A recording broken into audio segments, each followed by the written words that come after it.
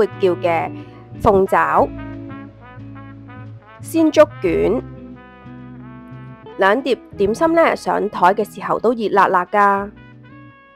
而且鮮竹卷呢，唔會話個芡汁呢已經結晒嘅。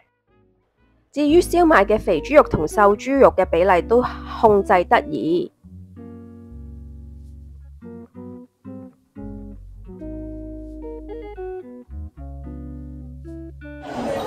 當日陶陶居真係坐滿晒人㗎，雖然價錢呢可能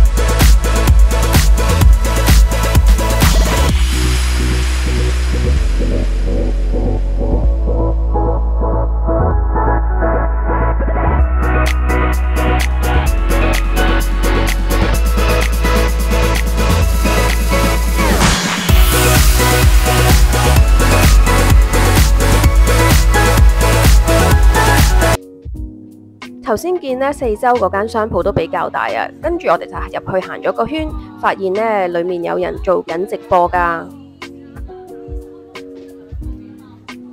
四周呢間鋪頭呢雖然係好大啊，但係我哋發現呢佢賣嘅產品種類呢其實都比較重複㗎。而我哋今次嚟萬象食家呢，佢嘅裝置就轉咗做麵包為主題嘅。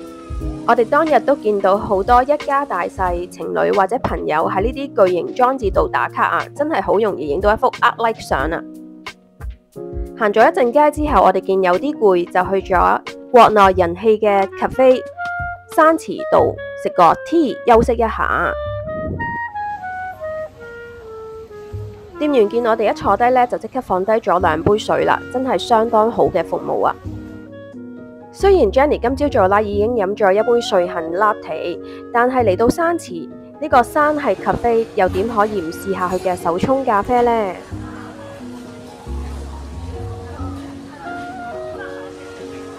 當日呢，山池都坐滿晒客人㗎，除咗露天位啦，可能因為有毛雨啊，所以大家呢都會揀